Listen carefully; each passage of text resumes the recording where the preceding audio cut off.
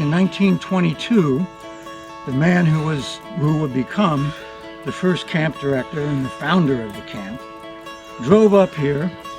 He looks ahead of him to one of the most beautiful tree-rimmed lakes he had ever seen. He looks to his right and he sees a beautiful old-growth pine forest, which would be the home for Camp Woodstock in its first summer.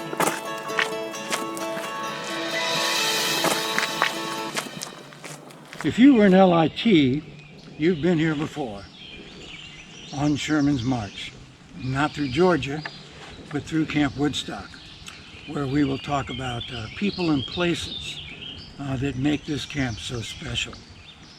I'm at Shannon's Rest right now, a place where many of you, I know it's one of your favorite places at camp. And this is my first stop for many, many years of doing Sherman's March.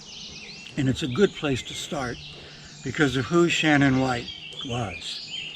I never knew Shannon. She was a counselor and an LIT director years before I came, but I heard an awful lot about her from people who did know her, and many of them would say if there was ever a Woodstocker born, it was Shannon White. That was because Shannon was a mentor for many in the respect she had for all people. There was no pecking order of popularity with Shannon, just as there isn't at Camp Woodstock. I think you all know that a camp is a place where you can just be who you are, and you don't have to put on airs and try to be something you are not. Everything I heard about Shannon reminded me of a person named Gloria, who I never met either. And I met Gloria through a story from a friend of mine who had a similar position as I when I first got into camping. I was at Camp Kern in Ohio as an assistant camp director, and my friend Greg was at Camp Storer. I went to visit him, and he told me a remarkable story. He had done a weekend group shortly before my visit, and in that, he had ended up helping a high school from Ann Arbor, Michigan, plan the junior prom. He liked that kind of stuff. So they're planning, it's getting late at night, close to midnight, and finally they start to break up. But Greg hangs around and everybody else hangs around, and they start talking about how difficult high school is because of everybody trying to be popular and just how everybody's always on edge and trying to be something they're not, trying to be the most popular, or the most of this or the most of that. And one girl in the group says, it's too bad we all can't be like Gloria.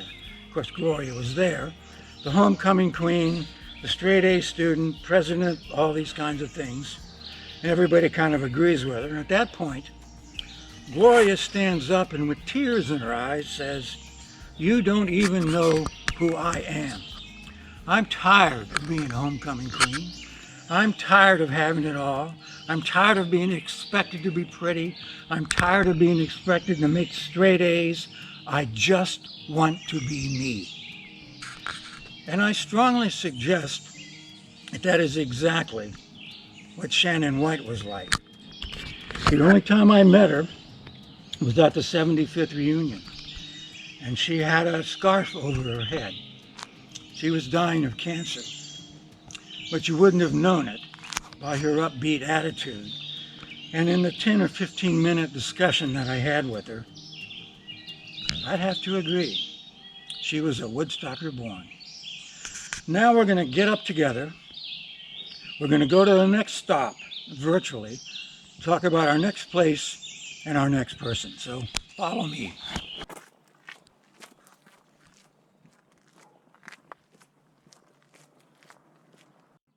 When I look back at all the many memorable and poignant memories that I have of Camp Woodstock, one of them stands out. It happened right here in the chapel, sometime around 1989.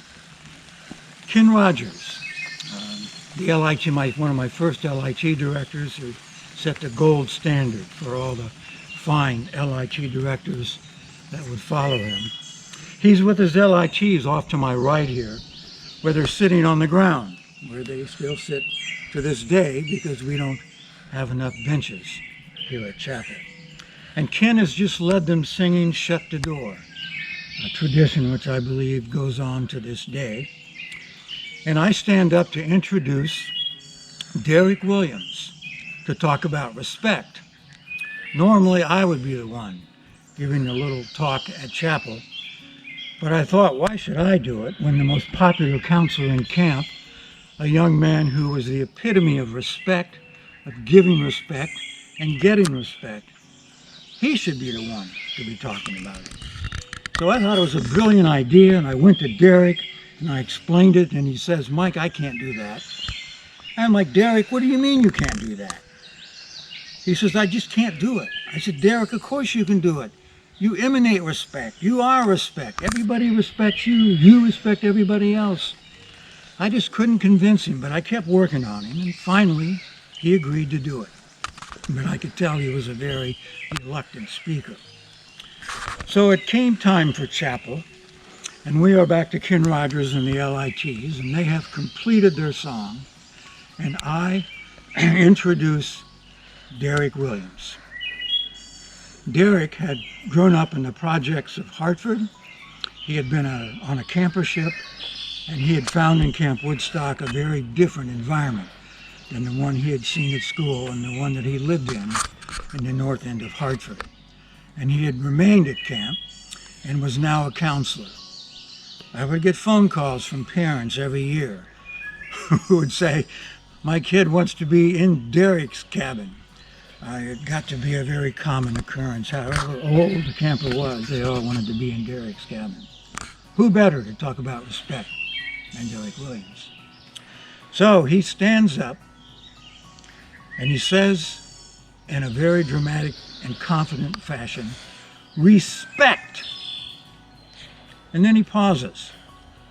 And I'm thinking to myself, yeah, this is powerful, Derek. This is good. And then he says it again with a little less confidence. He says, respect. And I'm like, okay, twice is fine. Now let's get on with it. And then he looks down to the ground and he says, respect, very quietly. And he turns around and he walks over to the bench where I'm sitting, and he slumps down in shame, looking at the ground. I'm just getting ready to get up and to save the day with saying something about respect, when a cabin did it for me. Second to last row, a boy's cabin directly in front of me, stands up and starts giving Derek a standing ovation. One after another, every cabin in camp, even the LITs on the ground, stood up and clapped for Derek Williams. Not because of what he said, but because of who he was. And that moment, for me, just captures the very essence of Camp Woodstock and the responsibility that we have, that we all have, to be mentors to the kids and to other staff about what is most important in life. No one said that any better than Derek Williams. Now we're going to go to our next site on our way toward main camp.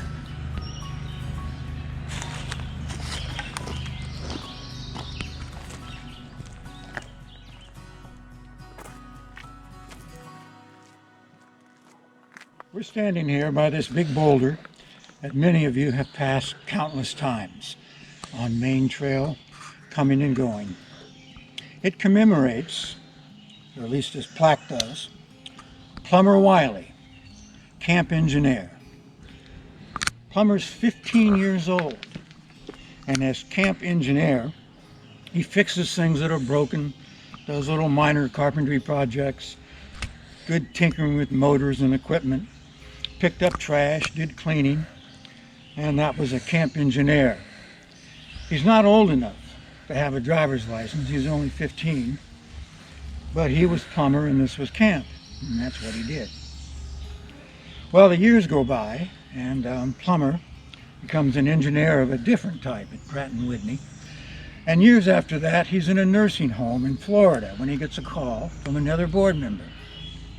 And this board member, his name was Fred, asked Plummer if he'll continue to give his $100 gift to the Camp Woodstock campership program. And Plummer says, yes, of course, I'll get a check right out.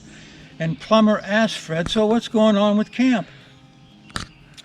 Fred says, well, we just built a new dining hall.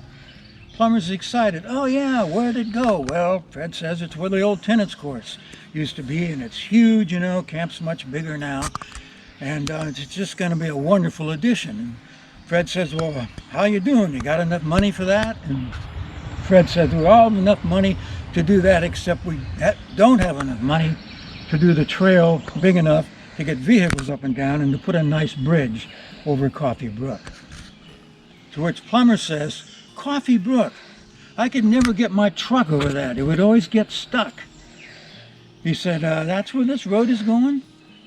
Fred says, yes.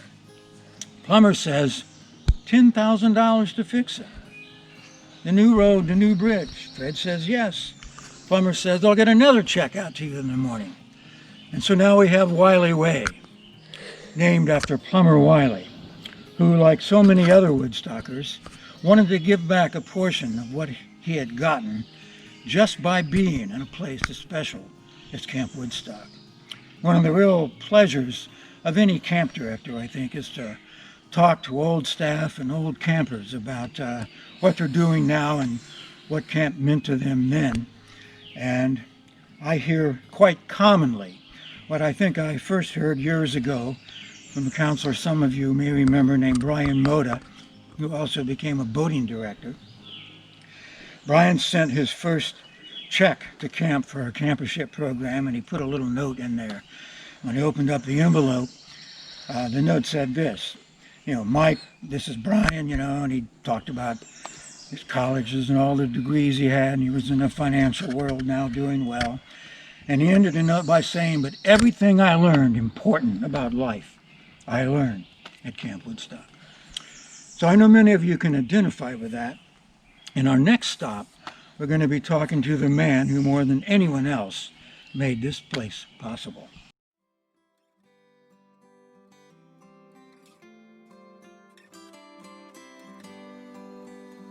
I'm standing today next to this trash can where there once stood an ancient pine tree, an important pine tree. Just as America has its Plymouth Rock as a founding stone, I guess you could say, Camp Woodstock had a founding tree, and it was this great pine which is now gone.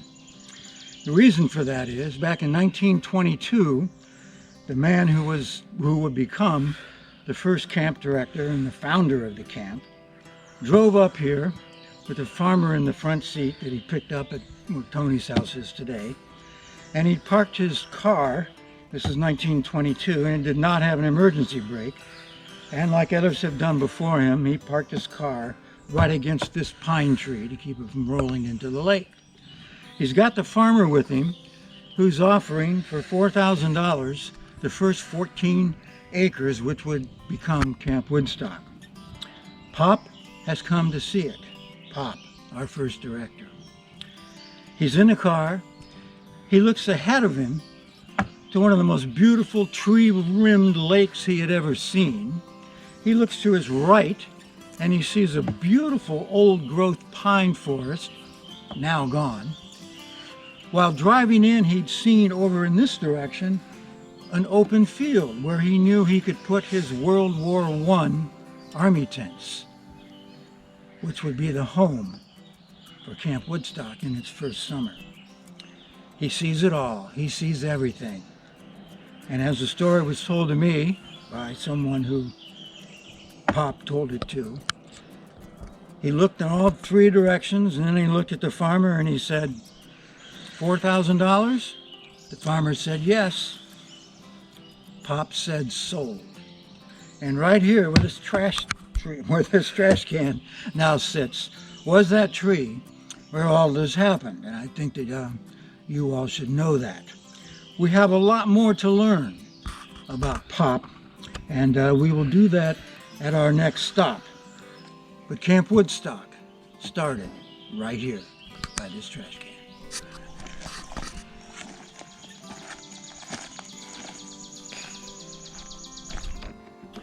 Well, I'm standing here in a spot most of you, I'm sure, recognize. I'm inside Pop's Lodge. There are 50 LITs in front of me, some of them squirming, some of them fidgeting. And I'm talking about the 1938 hurricane that destroyed most of camp, the ancient pine forest, and the aftermath of that, which was Camp Woodstock's finest hour. The camp is gone. And there's a board meeting shortly thereafter. There are 9 board members and Pop, the camp director. The minutes of that meeting still exist, and when you read them, at the top of them is a question: whether to go on or not.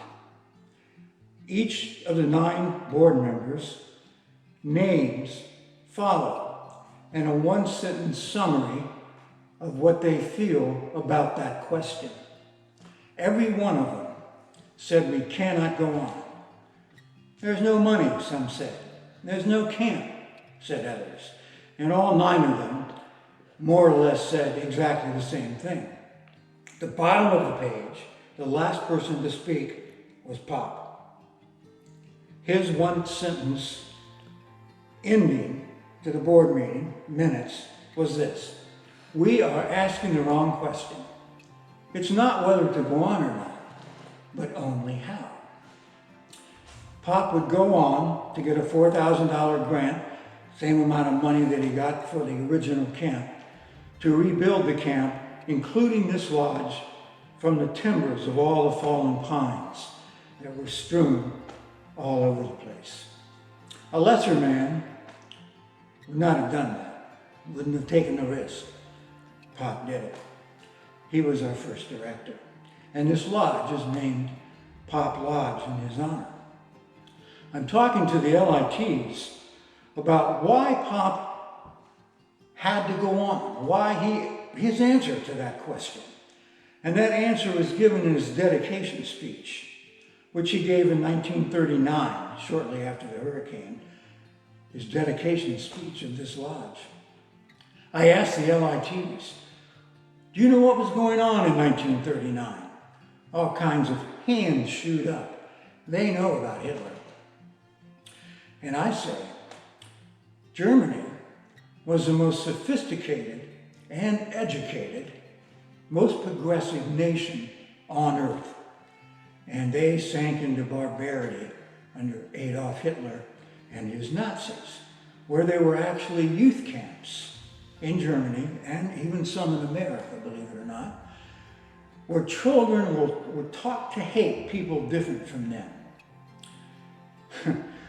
Believing this myth that Hitler started of the Aryan race, which stated that there was once, years ago, a Germanic race of super people who were destined to rule the world. Thus Hitler's Third Reich, his 1,000-year Reich, which lasted less than a decade, as we all know. So I'm telling them that. They're listening. And then I read to them what I'm going to read now. And that is just a small paragraph from his dedication speech, where Pop is explaining to the board members and their families and families of campers who have all assembled here in 1939 to have this building dedicated. He's standing about where I am, in fact, on a hearthstone of this fireplace. And this is among the words that he spoke. We stand upon this small portion of God's fair earth, where, until so recently, there stood that fairest cathedral of nature, a grove of tall and ageless pine trees, rooted in the primeval past, pointing heavenward its host of whispering spires. And in silence, we bow our hearts to acknowledge the dull pain of desolation which their absence heaps upon us. Yet, ever mindful of the eternal ongoing of life and springing of new life from the devastation of past life, we are privileged to witness this physical manifestation of immortality, even among the pines, in the rising of this new lodge in the heart of this camp, from the very trunks of the forest giants, who shall soon live again in the walls and furnishings of this lodge. The ongoing of the pines of Woodstock can be and should be a symbol of hope and new strength to all of us in the days that are to be. And in days like these, when every kind of evil is abroad in the world to drive deeper the separating wedges between men of different races and creeds, when hatred is taught to little children, we can do no nobler thing than to join our hearts around this hearthstone, solemnly pledging ourselves to love our fellow men, regardless of color or creed, and praying to God to keep us strong and steadfast and unwavering in our pledge. It is the highest moral act of which we are capable, and it is the surest witness of our purpose to emulate the character of Christ.